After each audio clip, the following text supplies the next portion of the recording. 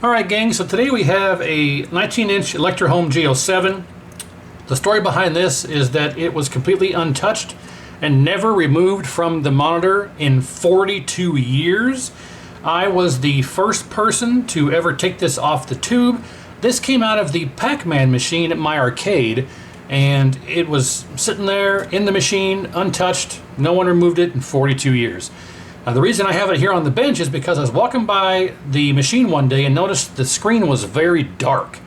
You could still see the image, but it was way too dark. So I opened it up, took a look, didn't see anything really amiss. So I turned up the screen pot on the focus block here, and it got back to a very nice, crisp image. Fast forward about 5 minutes, I walked by again, and the screen was way bright. It was washed out, whitewashed out, I should say. It had the raster lines, and I'm like, what the heck's going on? So I opened it back up, turned the screen pot back down. It had a nice, good image again. Fast forward 5 minutes later, and it was very dark again. I'm like, okay, well, something's going on. So I turned the machine off, took the monitor out, put a replacement monitor in it, brought this monitor home, and took a look, and it turns out that the brightness issue was caused by this capacitor here. C107 had completely fallen off of the neck board. I don't even know where it went. It's probably likely still in the bottom of the cabinet.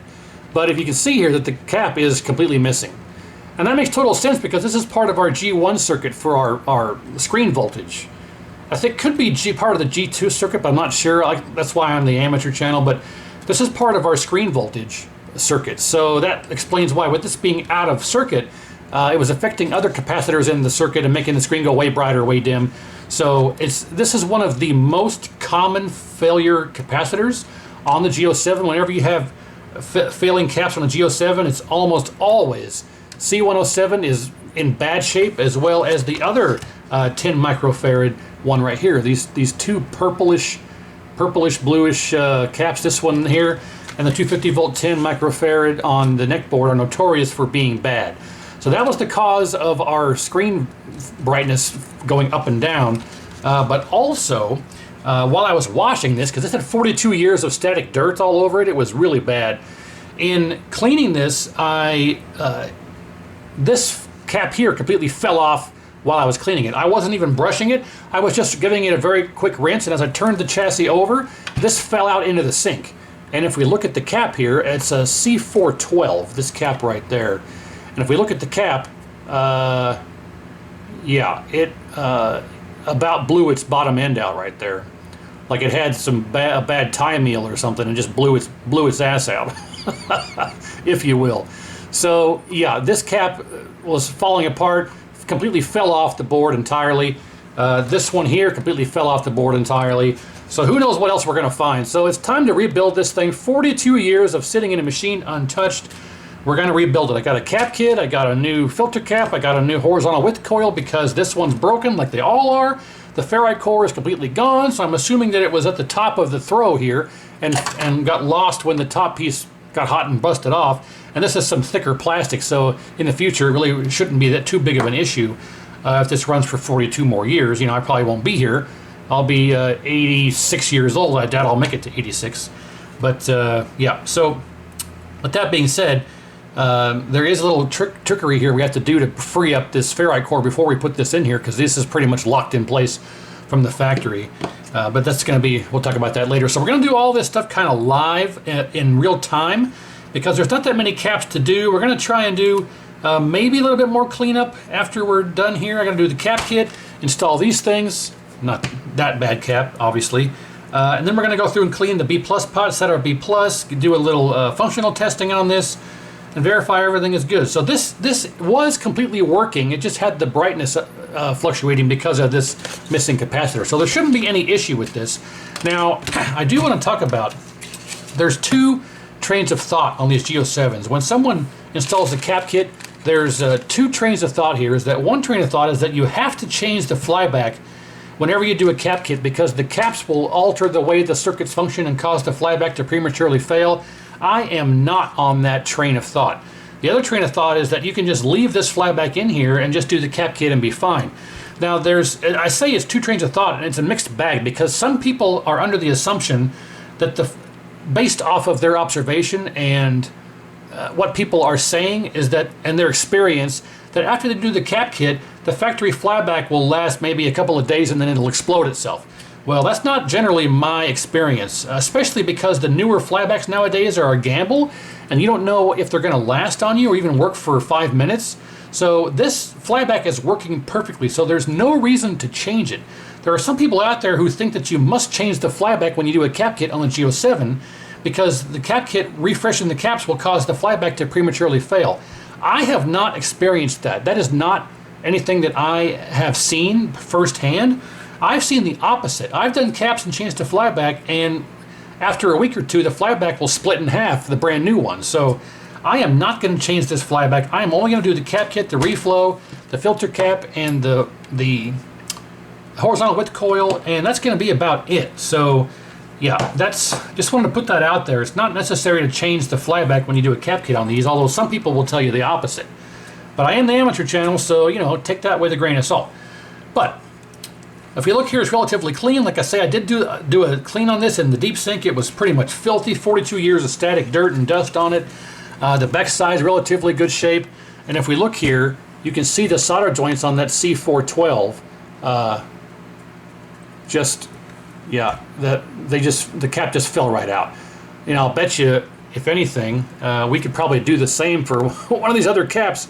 I'll bet you I could just take one of these other caps and just take it out of the board here, like, oh, that one's already. No, the joints aren't loose, but the cap is. I wonder if I could. Oh, yeah. There you go, case in point. These purplish 250 volt 10 microfarads are notorious for doing this. So if you have a G07 with original caps, I'd recommend capping it really kind of as soon as you can. But this thing, like I say, when I got this machine roughly 8 years ago, and it's been on location at the arcade running almost daily for 7 years, and I knew the caps were original, but the image looked fantastic. So there was no real reason to do a cap kit, but fast forward 7 years, and now, yeah, it's time to do it. So yeah, if you got a G07, the caps are original, I would say go ahead and cap it at your earliest convenience. For me, it really didn't need to be capped because I never got around to it, but, you know, do as I say, not as I do kind of thing. But anyway, so, yeah, I wonder if there's any more I could just do that to. No, that one is secure. How about this one? No, secure. Anyway, so, all right, well, let's just begin with our cap kit. So we don't really need to do an inspection. Like I say, this is working perfectly. It just needs capped and reflowed and kind of rebuilt the whole 9 yards. So I guess what we'll do is we'll start with the filter cap. Now, the filter cap, fortunately, unlike the K4900, it has a different footprint that we can use for this cap, like right here. So this cap here has 2 connection points for positive and ground. Then it has 2 anchor points. Those 2 outside ones are just anchor points that don't actually have a connection to anything in the cap. And we can just take this and install it this way with that point and that point. So it's much easier to do these on the G07 than it is for the 4900, because the 4900 doesn't have those provisions. You have to scrape the board away or the solder mask away and kind of put the lead through the hole and put a jumper, and it's just kind of more of a nuisance than anything. But so we're going to go ahead and just start with our cap here for the filter cap. We're going to just do all this in real time so you can get an idea of how long this takes. I don't need to use a desoldering gun. I prefer just to use the braid here. This is the braid that I'm using. I prefer Chemwick. Has the flux already built into the braid, so you don't have to add additional flux, which makes this just really a much better breeze, if you will.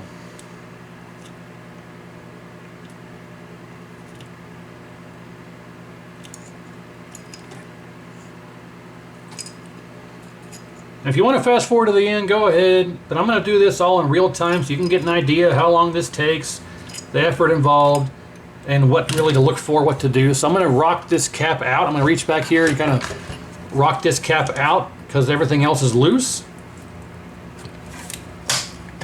There you go. I'm going to rock this cap, rock it right out the board. I'm going to rock this cap, rock it off the board. Gonna rock till we Drop? I don't know. That's the best I got there. How about that? We're gonna rock this cap. Rock it off the board. Now we can open up these two holes here. This is our positive. This is our negative. And we should be able to simply just install this cap right in here. Make sure it all lines up, then we can even the filter cap had a little bit of a ring around it. So we're going to take this and do that. Goes right in. Fantastic. Of course, your line always lines to negative, which is our dot. So, and one of these caps is silkscreened backwards, and we'll point that out when we get to it because you want to pay attention to that for sure.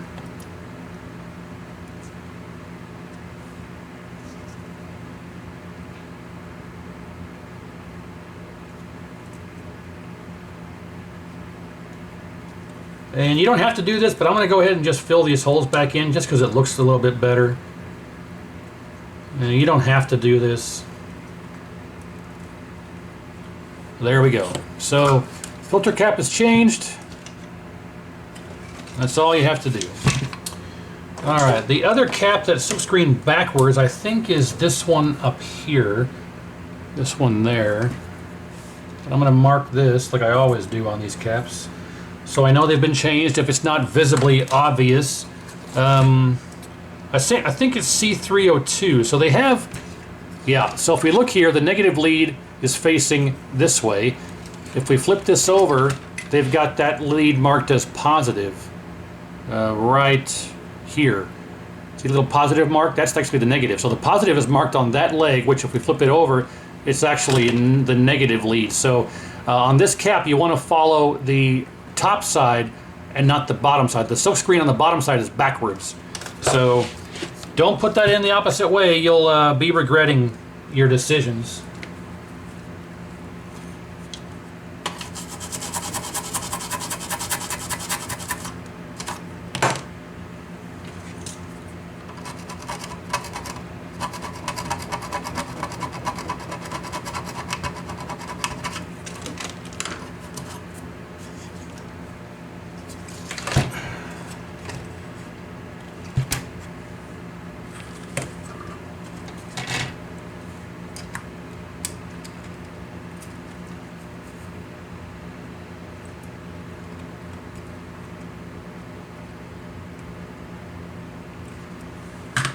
Okay, and I'll take this leg and just bloop, pull that right out of there. Now we can get our 250 volt 10, one of our two 250 volt 10s. Actually, I think there's three of them. No, there's just two, yeah. And we'll put that in here, thusly. Hang on, I may have to clear that hole out here.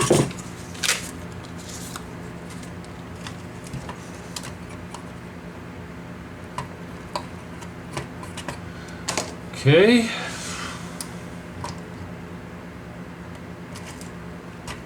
Score. Okay, stay there, you. Okay.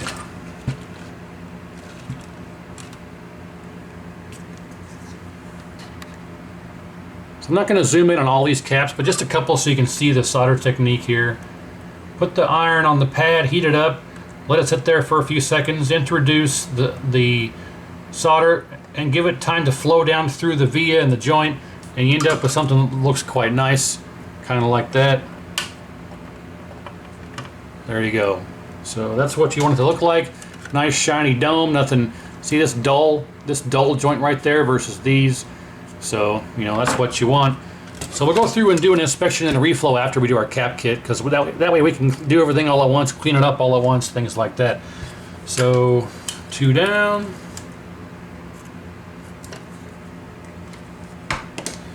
And we'll just proceed on here with the next one. So this is what I do. I just heat up both pads back and forth and pull the cap, comes right out. I mean, it's immensely easier and quicker. And then sometimes, like, I don't even have to desolder one of the holes. this hole here cleared open by just pulling the cap out. See, this hole is open. This one I had to do a little bit of desoldering braid on it, but yeah, I didn't even need to open up this hole. It opened itself up by pulling the cap out. So that's my preferred method. Now, what cap is this? This is the 50 volt 3.3 bipolar, which is going to be this one. Yes, so I'm going to poke the leads through here. But yeah, so makes it a lot easier when you're doing that.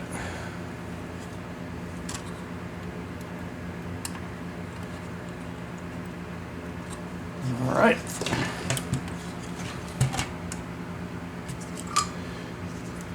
Jimmy Pop, rah, rah, rah, mama say, mama sa, mama kusa.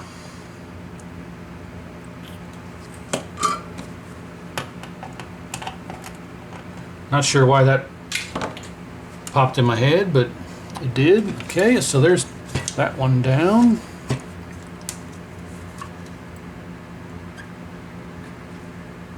Rubber, baby, buggy, bumpers, Punky, Brewster, now I hump her with my itsy bitsy teeny weeny shrunken small white peony.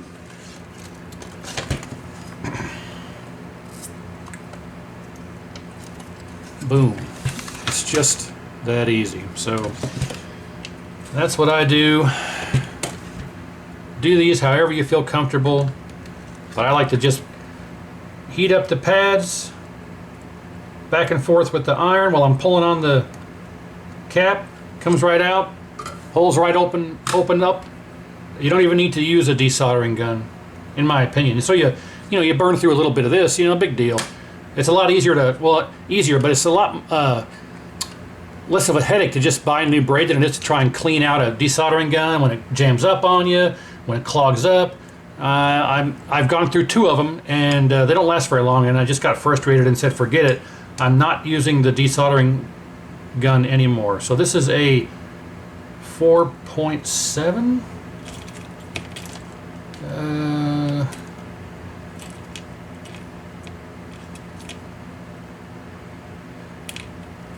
That's a 33. I think that's a 250 volt. Yeah, 4.7. That's what that's supposed to be. What cap is that? That is 407. Let's see what the list shows.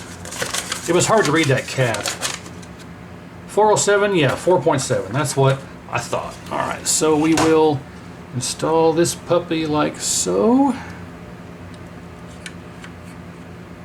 Stay there, you.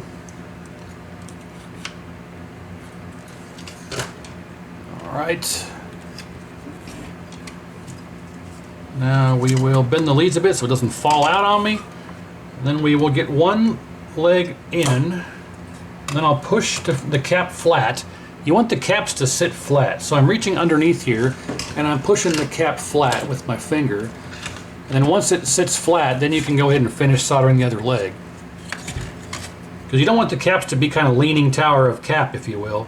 You want them all to be nice and flat against the board.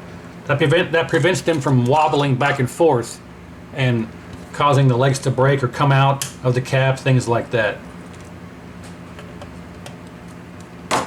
All right, so there's that. So I'm going to just kind of breeze through the rest of these. You get the idea. And should be fairly quick and easy. Actually, before we go that route, let's take this RF shield off of this thing, and because we got to get some caps underneath this RF shield, and it's just a simple matter of heating up one of the tabs and pulling it open, and then heating up the other tab, and boom, it's off. It's just that easy. You don't need to use a desoldering gun or a station. You just heat the pad up and pull your component off. Then when you're done, you go through here and clean the hole out with your braid, being cognizant of the connections around you. So you don't leave bridges, or you don't create bridges, you don't leave solder joints touching other stuff. You want to be aware, because if you got a lot of solder on your braid and you're going through here and heating this up, it can touch other joints and leave solder remnants behind and create bridges, and you'll be hating life again. So You want to be aware of what you're doing, pay a little bit of attention. But all right, C403.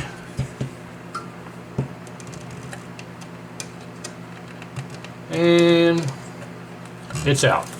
And one hole remained open. So it's just so much easier to do it this way than try to use that gun. And within 10 seconds, I've got this cap ready, new cap ready to go in after taking this one out. So need a 50 volt 100. Right here.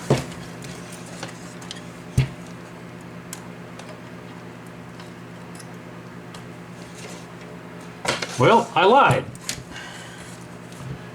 I failed to open this hole up enough.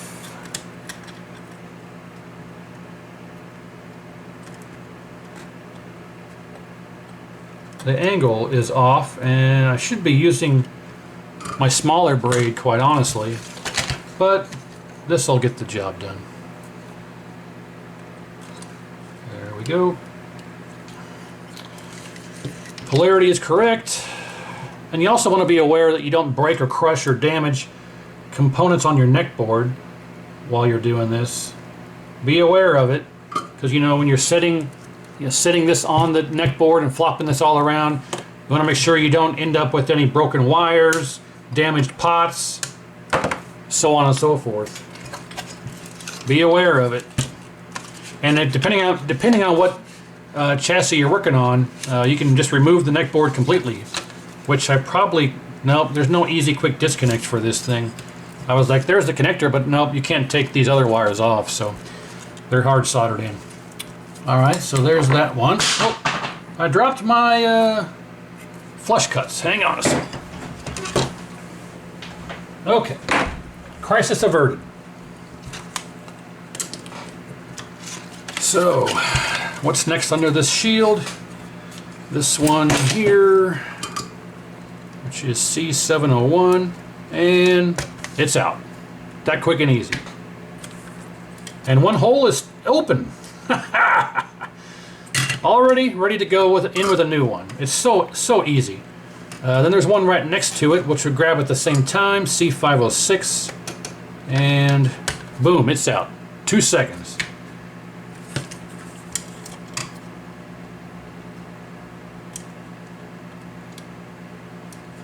And those holes are open. 3 seconds. So 506 is the smaller one, which is the 33 microfarad, which was this one. And this other one was a 6.3 volt 100, so another 50 volt 100. There we go. Alright, so those are both in the right spots. They're in there in the right polarity. Let's get them soldered in.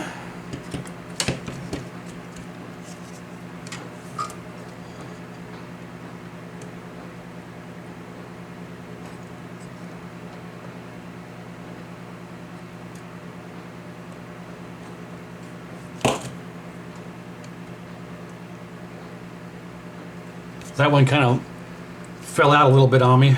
Some of these smaller ones, you can just push in, and the act of pushing them in there spreads the legs out and keeps them from falling down after you got them in there. This one kind of moved a bit on me, so had to go back in there and push it back down as I was soldering it. Alright, I'm going to touch this joint back up a little bit here. There we go. So okay, those are in. We can put our shield back on now. You can leave this shield off.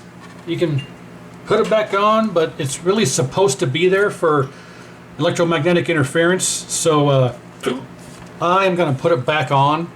But before I do, I'm going to go ahead and take some of this extra solder off of here to make it easier to go back in.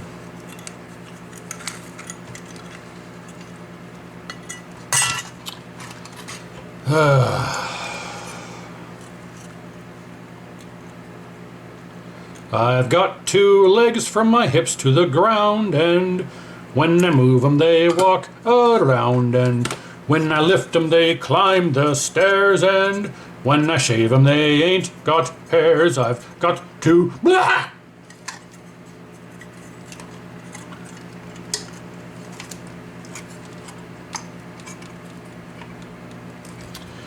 And now for something completely different. A man with a tape recorder up his nose.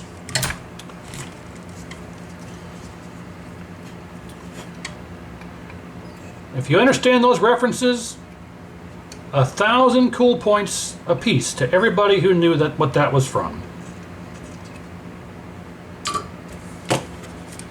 Okay, that's back on. No bridges. Everything is secure. All right, so we're done with that.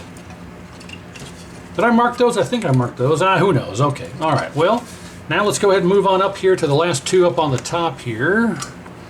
C520. That one's out. 1 second. 302 we talked about, and that one's out. We want to use the silk screen on the top of the board as a diagram for C302, but that's the only one. Everything else is the same on the top and the bottom. Alright, those are good to go. Alright. 50 volt 3.3 is this one. Another bipolar. And the other one is 220 microfarad, one of our three 220s. And we use the top side, which is negative, facing this way. We've already talked about, so we'll get those in there.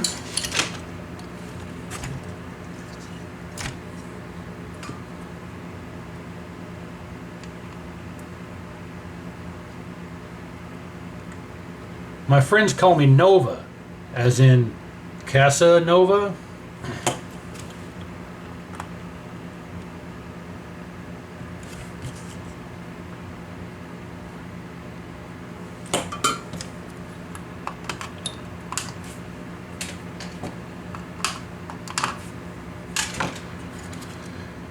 You don't have to come to a place like Lookout Point and spout off cheeseball lines.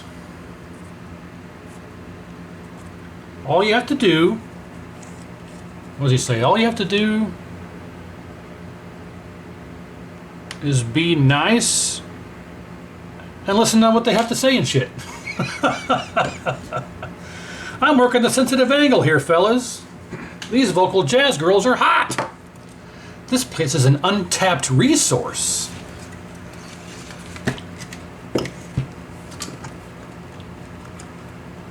So I'm just spouting off random stuff. If you know what it's from, kudos. If not, I'm sure someone will fill you in.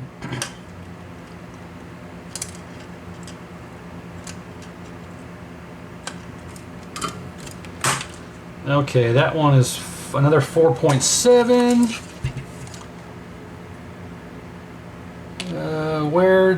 Where is my other 4.7? I am missing. Did I steal it? I might have stolen it. The other 4.7 that goes in here is missing, because this one is my 3.3, so we can probably go ahead and put that one in there, but I'm missing my other 4.7. I probably pilfered it for something else, but that's okay, I've got some. So this one goes here. That's the one that fell out, and we don't want it to actually rest up against these other components here because they create heat and they'll burn it out prematurely, which is probably why this happened. So now we got to find a 4.7, which I've got some up here. No shortage of them. Some of these cap kits I've had hanging around for quite a while, so I could have pilfered it long ago before I had a surplus of these 4.7s. So okay.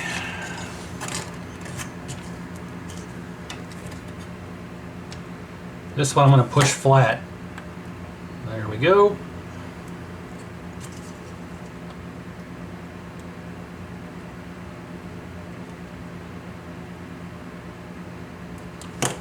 Push this one flat too. Okay. And I'm noticing a lot of these joints are fairly crispy. And I don't mean crispy like they're burned up, crispy like they're barely hanging on for life. So reflow is just as important as capping this thing. You can't just cap it and then leave it. You got to cap it, inspect it, reflow what needs reflow. A lot of people will just do a cap kit and think, okay, I capped it, now it's not working. What did I do? Or, okay, I capped it, it didn't fix my problem, now what do I do? Well, you can't just cap it, expect the cap kit to be the one cure-all for all your problems. You got to go through and do a visual inspection, make sure nothing else is visibly or visually incorrect. So that's a big part of it also. All right, we're getting there, almost done. Only like 5 or 6 left. So 1, 2, 3, 4, 5, 6, 7 left. So yeah, there's not much to these G07s. And make sure that those are correct. Yeah, those are fine. Always, if you're ever skeptical, just double check. Boom, that was nice and quick. Then we have 512. That was easy breezy, beautiful cover girl.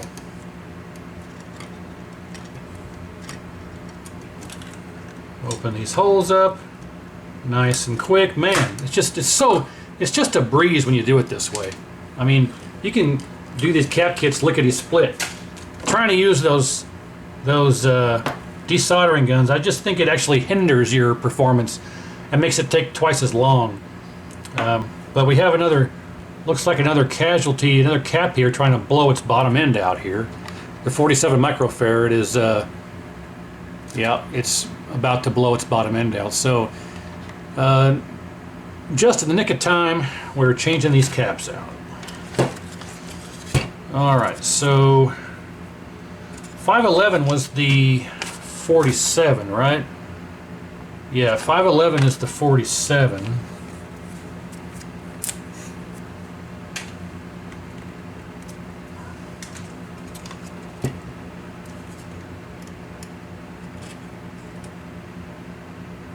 And then the other one is the 2200, which is this sucker. I'm gonna get you, sucker. How much for a rib? I sure am hungry.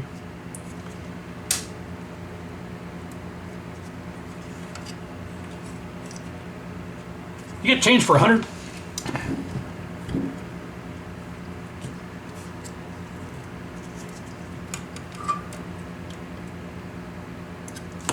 Gotta push that one flat. Maybe I'll zoom in a little bit, that's better.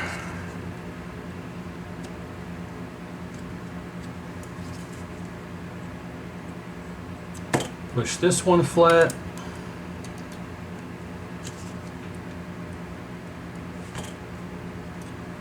All right, cruising right along. We got one more here right next to these guys. C523, so we'll have to grab that one, pull it right out. Boom. It just doesn't get easier than that.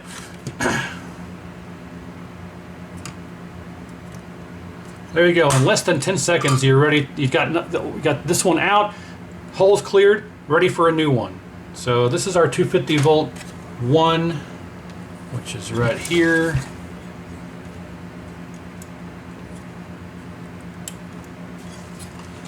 And that's in there correctly.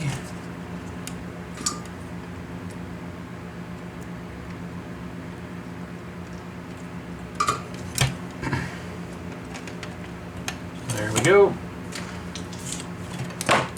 All right, let's mark these guys up.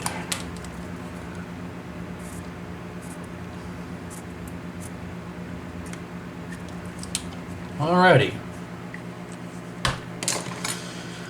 4 left. All right. 5 if you count this one. Okay, let's just start with This guy, C517. She's out. C518. She's out.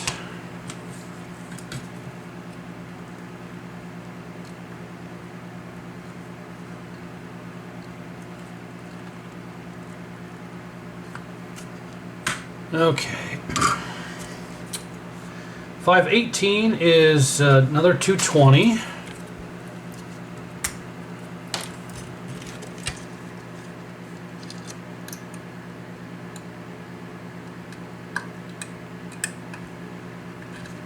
we go, and 517 is a 50 volt 100. Last one of those we're using. Okay, that one should stay. The 220 we're going to have to hold in place and or push down here. So we'll start with 517, 518. There we go.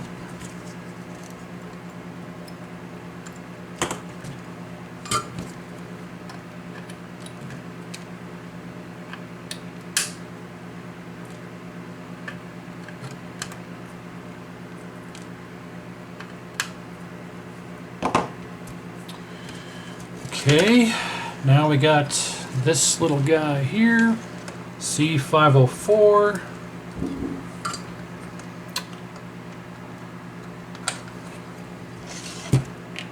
She's out.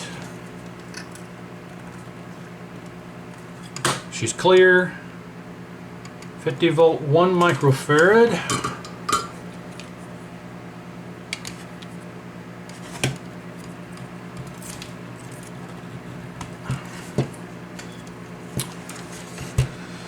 Alright, make sure we put it in there the right polarity.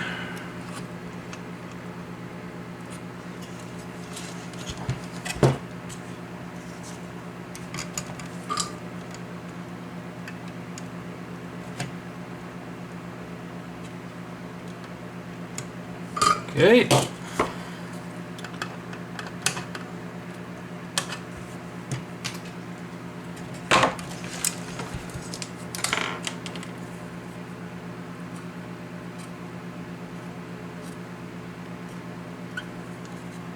And we got, what, 2 left? Well, 3 technically, but you'll see here in a moment. Okay, C411 is out.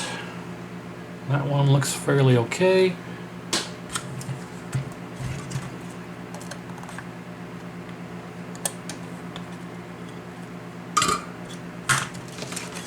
That's the 250 volt 100. Make sure we put that in the right way.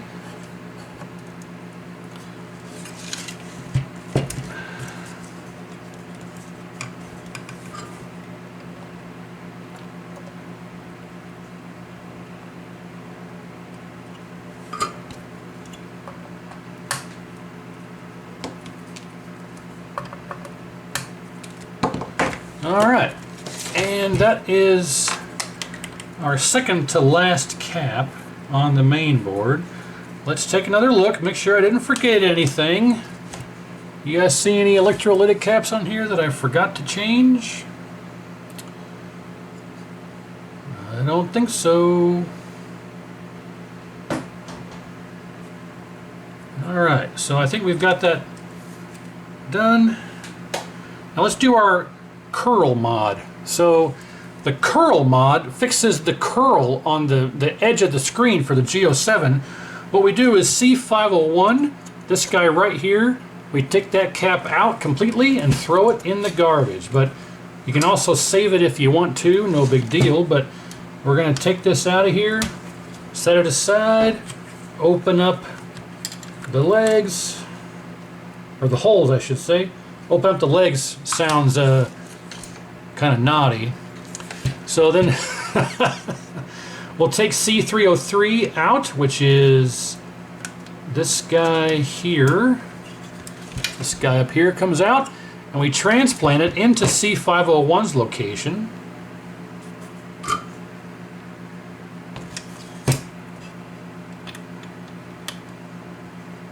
like so.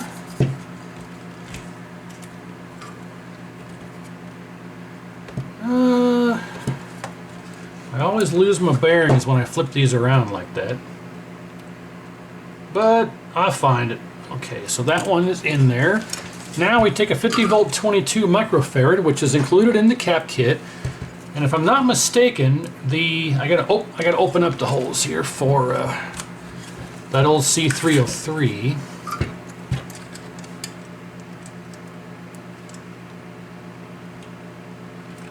And if memory serves, we put the negative lead towards the edge of the board.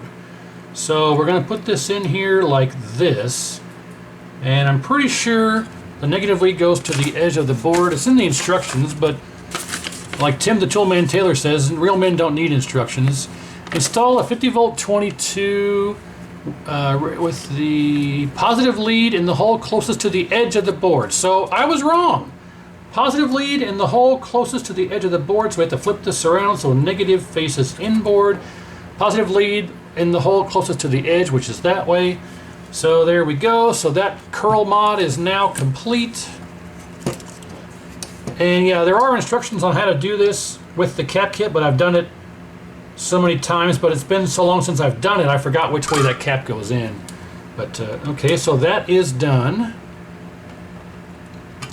I don't know how that got magnetized, but the end of my cutters have become magnetized and I can't get the stupid clipped leads. The clipped leads want to stay on the end of my cutters there, but alright. So now we have all of our electrolytic capacitors replaced on our main board. Now we got to change out I believe just the one here on the neck board, at other 250 volt 10.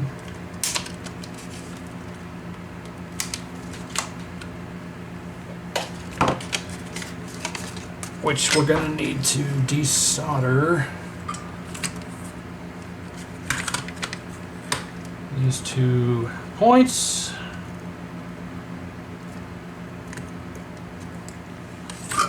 And pull this remaining leg out like so. Okay.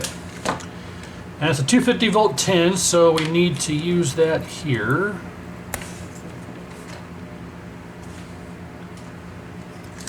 And okay. Negative lead goes there, just like so.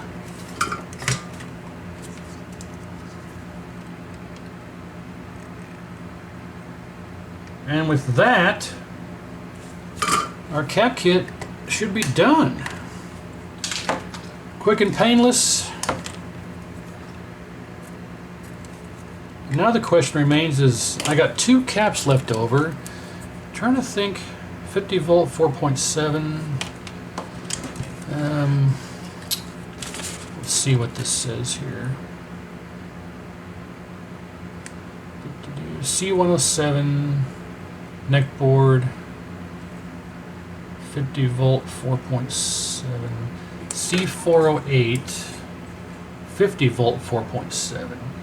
Okay, so this one only needed a 50 volt 4.7. That's why I couldn't find it, because I was looking for a 250 volt 4.7. Well, it doesn't matter because you can go up in voltage, you just can't go down in voltage. So this will be an extra cap. So I'll put this in the 47 bin or 4.7 bin. So that's no big deal. Now an extra 220. I only used 2 of them. 50 volt 220, 50 volt 220. See below. So they give you. Peter puts in 3 of these 50 volt 220s, but we only used 2 of them. There's a 220 here at C518 and a 220 here at 302. So why do they include 3 of them?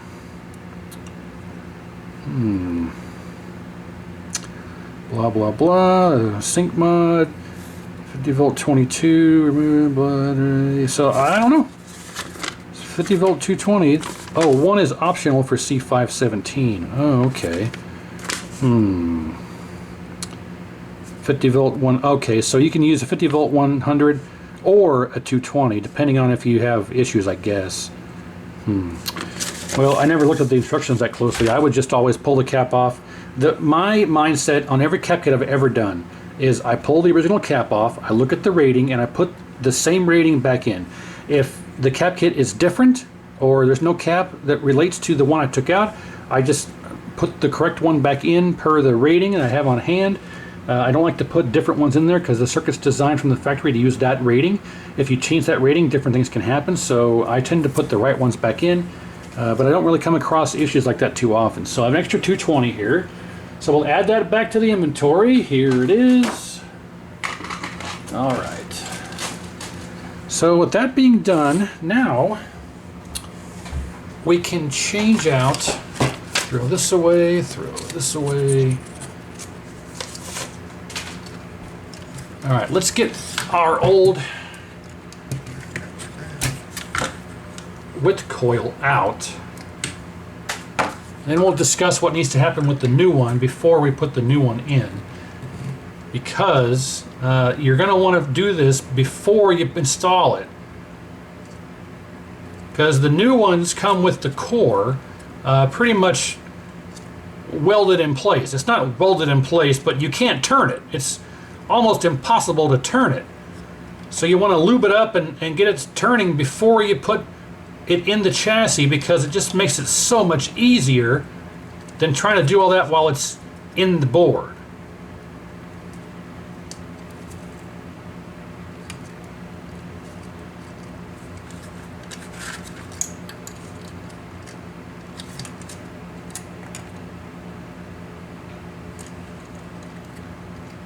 And as I said before, how much I love just using this braid. It's just so much easier. It's a little expensive because it comes. This is the one, like I say, with the flux already infused into the braid.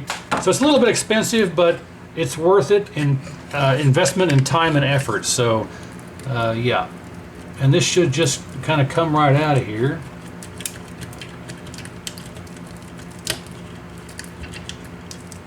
He says, I mean, it's loose. Why aren't you coming out of there? Let's try and push it out from the bottom side.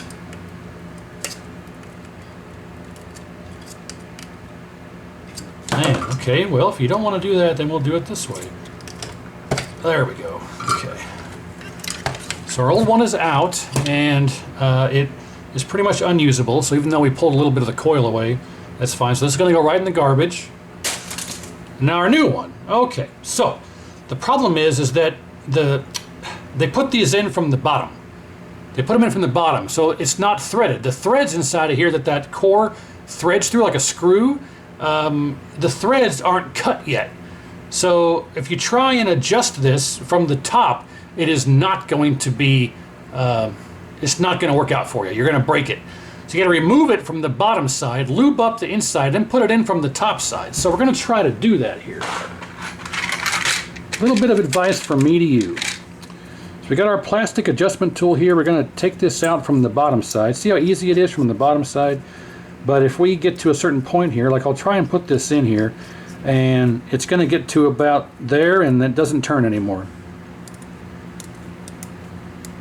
Yeah, and it's just, this is almost spinning. It's spun a few times inside the inside of the core here. This thing spun inside of there, and I don't want to tear this up. So we have to kind of go in here, and I don't think I have anything other than this contact clean. I'm trying to think if I have.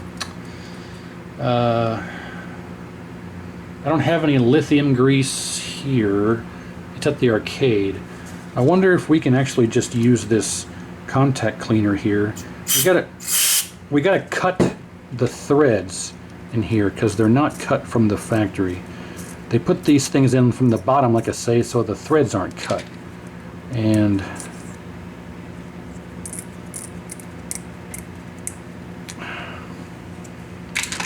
you never ever ever want to use a metal Allen key, but we have to try to. So far so good. Spinning freely. It's very dangerous doing it this way because you can crack that core very easily, then you're out 40 bucks or however much these things cost.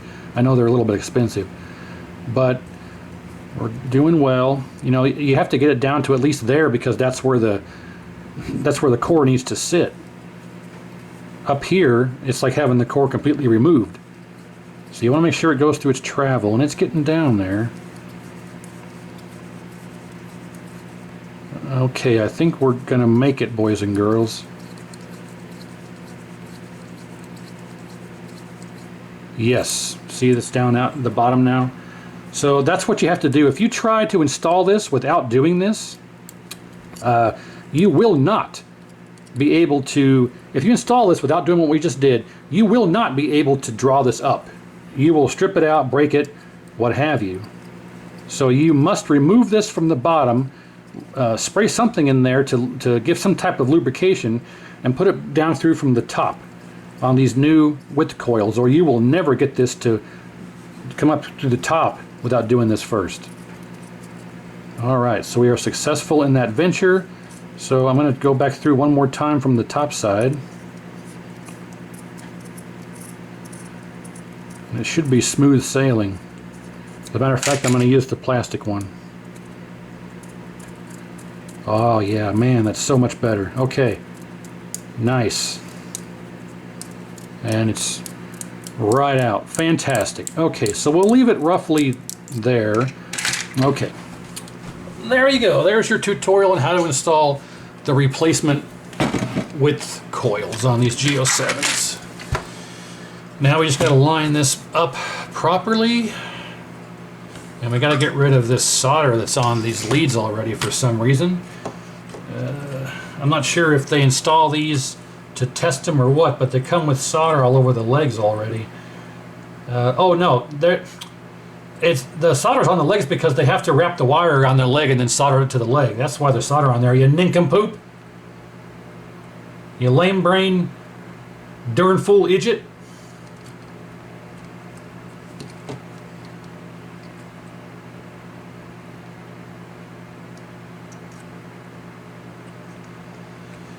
Let's see if that's enough to get that through there. Now, which way does this go in? Let me show you. You look here, the board is silkscreened with the coil on this side. This side is nothing. This side has the coil. So if we look at the coil here, you can see these two have the leads for the coil. These two have nothing. So it goes in like this. You know, you wouldn't want to put it in backwards or you'd have horizontal collapse and probably all kinds of other issues. So you want to make sure you put this stuff in properly whenever you're doing these kind of things. Don't overlook the simple things or you'll be regretting your life choices. And these are never easy to go in.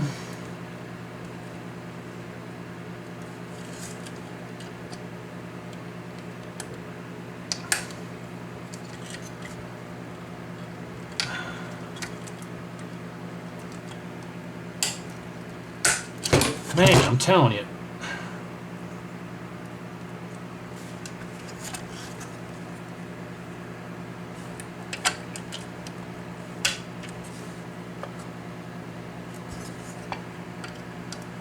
It's always a nightmare trying to get these things in here. There we go. Jeez. Okie dokie. Let's solder it back in.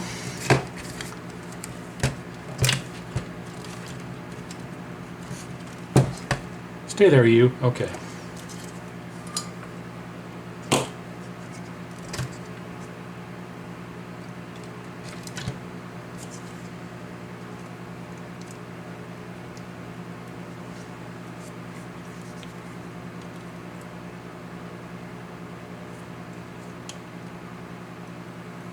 So I think that's pretty much it. We can go through and do our reflow, discuss what you need to hit, the normal things that need looked at. We'll clean this up and we're ready for testing. Is that under an hour? I don't know. This camera doesn't have a timer on the display, so I don't know. It's a cheap piece of junk. So, I don't know.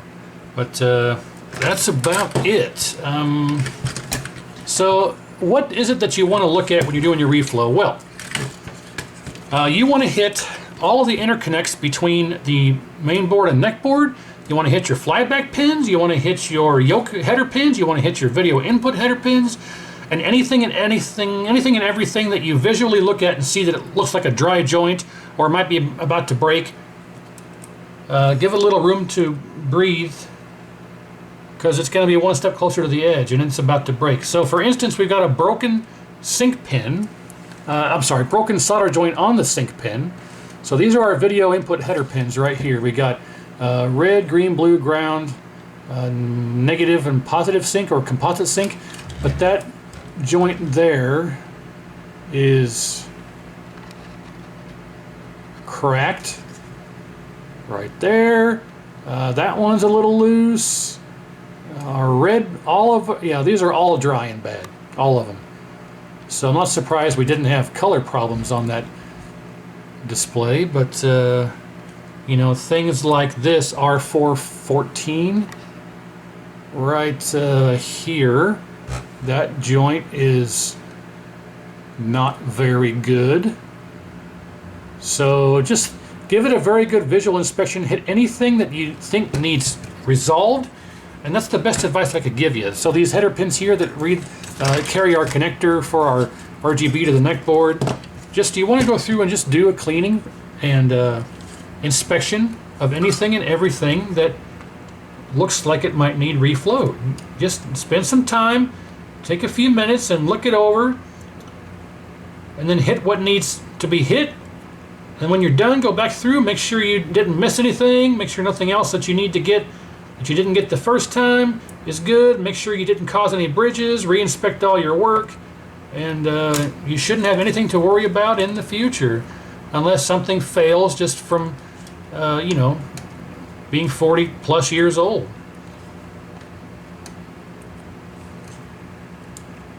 Make sure you hit your vertical IC connections.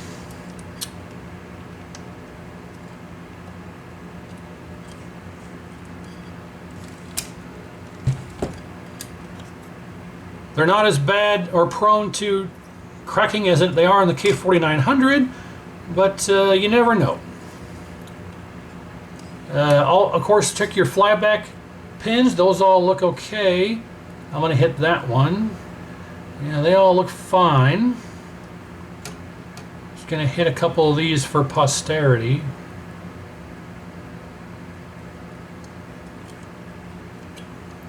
So by posterity, I mean for, you know, being okay for the future, or however you want to, whatever word you want to put in there. If posterity is not the right word, that's the word that I chose. It's not right. Go ahead and shoot me. Got resistors in our power supply section here.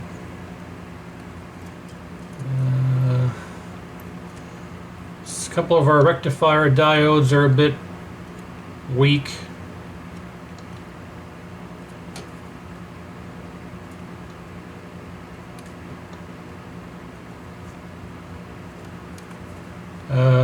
In R902 especially, always hit not R902 down in here, this one, right down in there. Always hit that one. R901 is another one you want to hit for your degauss circuit. Let's take a look here around. Take a look around. Take a look around. Okay. And I mentioned these, and then I almost went and forgot them.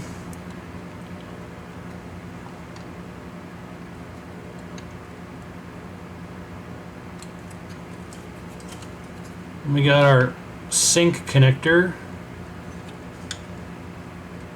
our 3-pin separate sync connector. Okay, that looks good. Anything else that needs attention?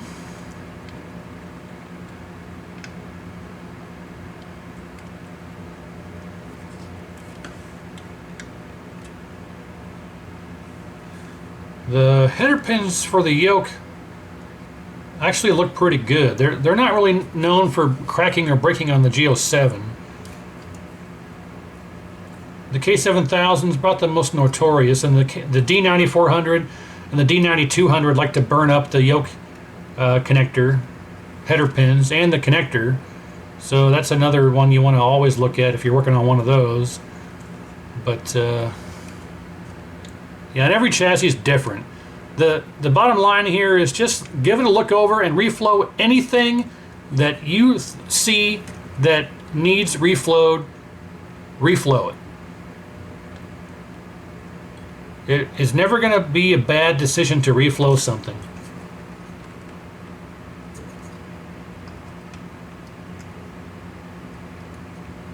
Alright, I didn't push that out, did I?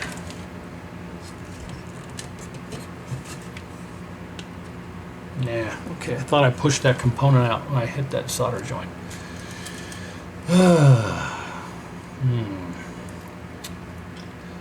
42 years, you got to go through here and do this stuff, because this stuff will dry out from heat after all that time, and you want it to last as long as possible without giving you headaches and bothering you with stuff that needs done. I think that's pretty good. Alright, I'm happy with that. Couple more things, I guess.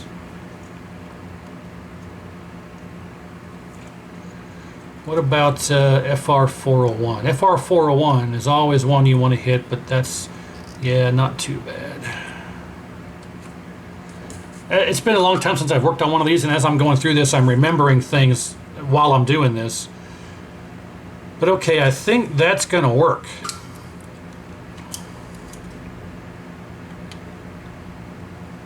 So let's clean it up and see what we get. Get it back on a tube and see what we get here.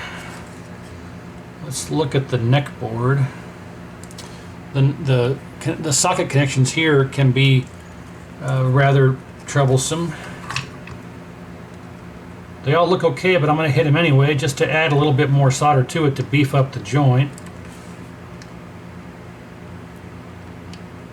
You know, if you're ever missing a color, if you're missing a color on your monitor, don't overlook the sockets and pins here for the neck board, the actual neck socket connection, because they can break and crack just like really anything else. And so the neck board looks pretty good actually.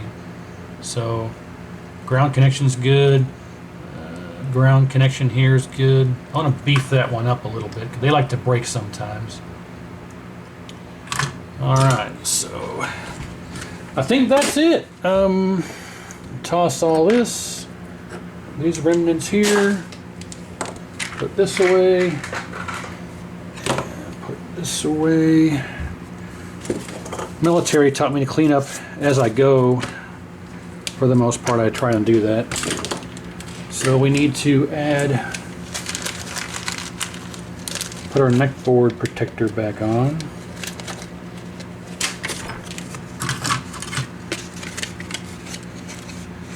If I can remember how it's supposed to go, I'm just going to do it this way. Because it does not ultimately matter.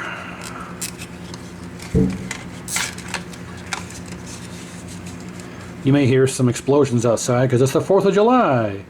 And like a true nerd, I'm in here doing cap kits on monitors because I don't have any family or kids or anything I know of to go celebrate 4th of July with. And between you, me, and the wall, I spent 2 years in Afghanistan, and I got a little bit of PTSD when it comes to the explosions and things like that. So I try not to involve myself too much in the 4th of July stuff. But all right. So let's clean it up, and then we'll test it out. So here's what we do. A lot of people will use, paper towels and whatnot. I like to just go through here and coat this down, and just use a toothbrush, clean up all the flux, because it kind of foams up on you with the alcohol. I actually use denatured alcohol because it cleans a bit better and it doesn't evaporate as quickly as isopropyl. So then we take our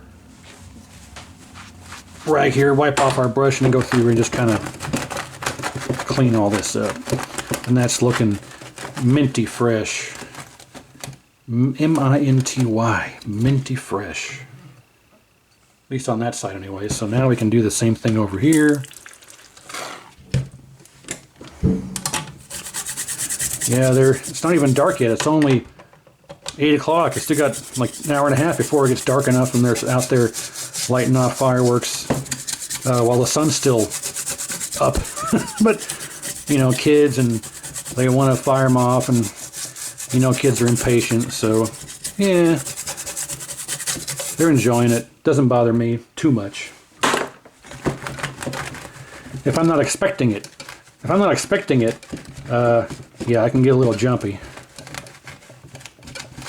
I got some stories that I could share, but they're not suitable for YouTube.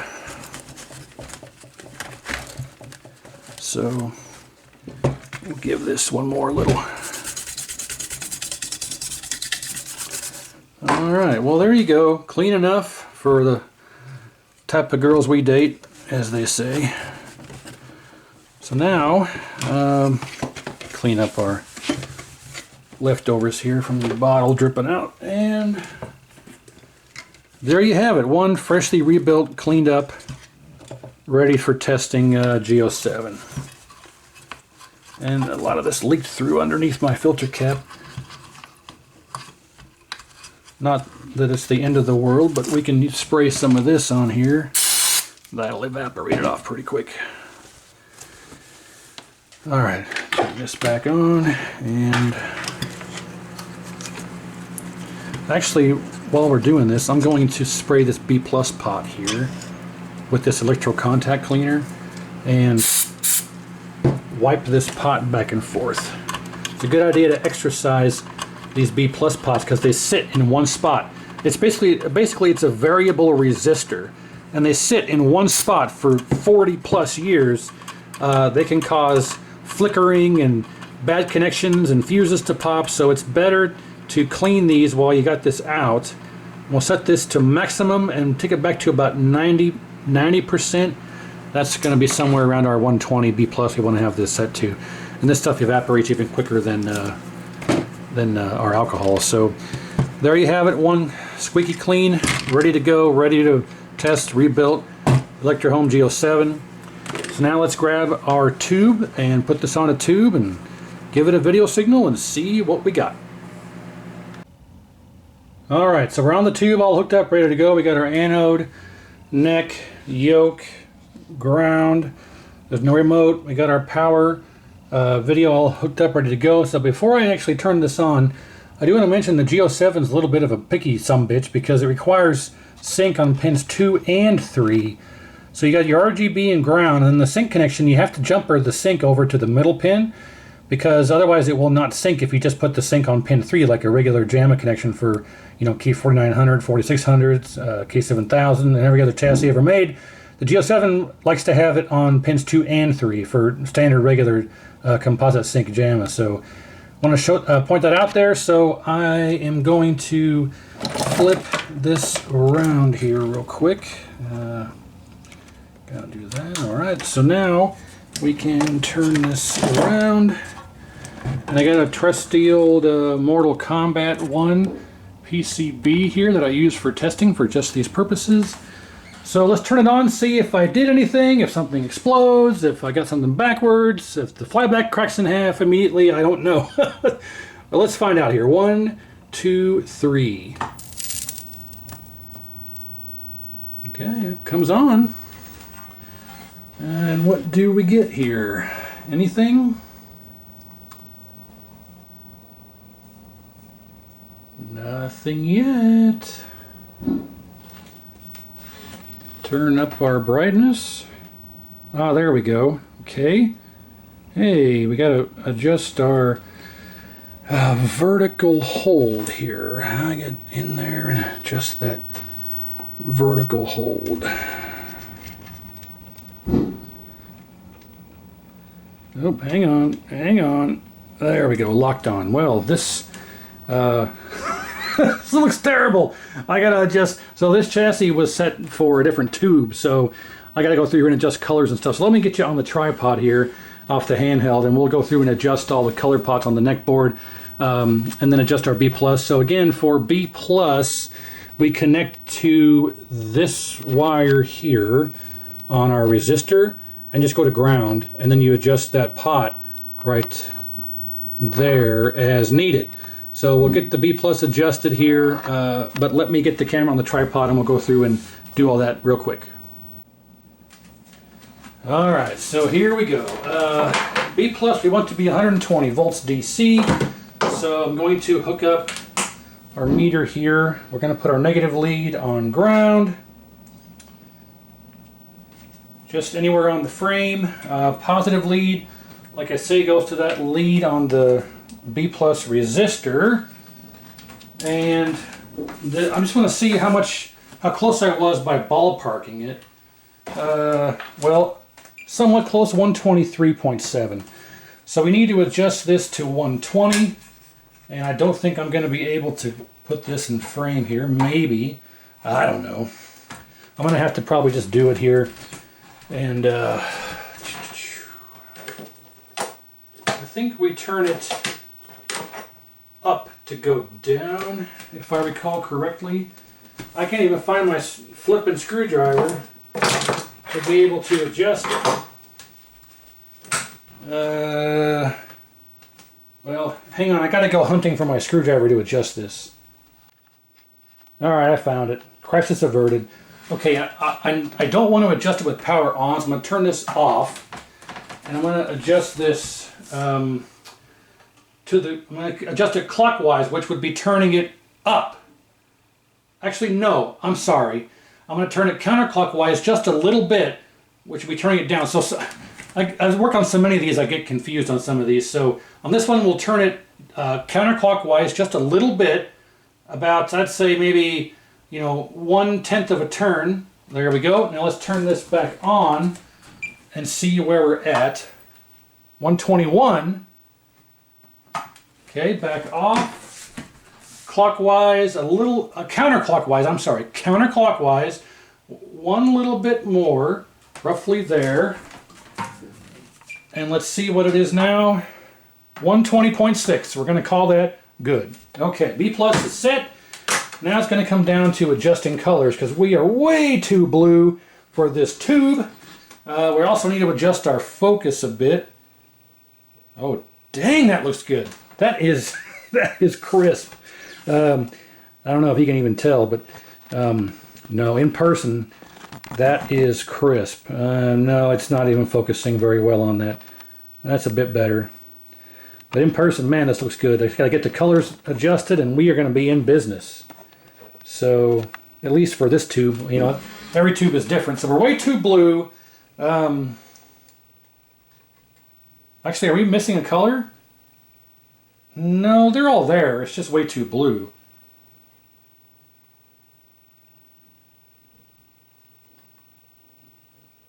Ah, now we're looking good.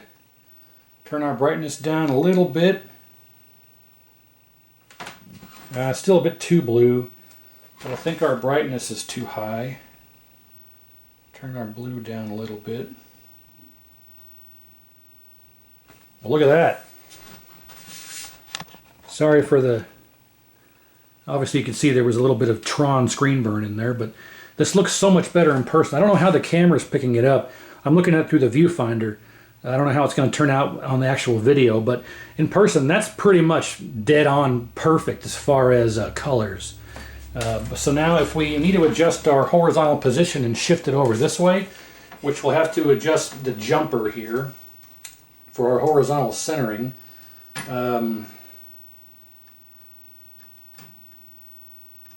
Yeah, so we have to go over to this pin. So that's as far left as it goes. We can adjust our horizontal hold to get a little bit more. Other way. I think that's good. We're still a little bit too bright. roughly there. Dang, it looks good in person, man. That looks so good in person. And we are right at 120.1 on our B+. Fantastic. Now let's see if we can adjust our horizontal size, which we know we should be able to. So we'll grab our tool here and we will carefully turn this the core of our, nice.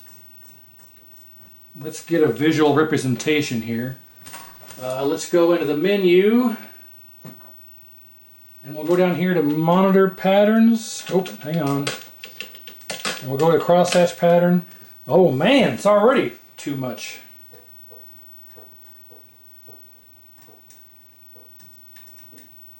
So you can see it shrinking.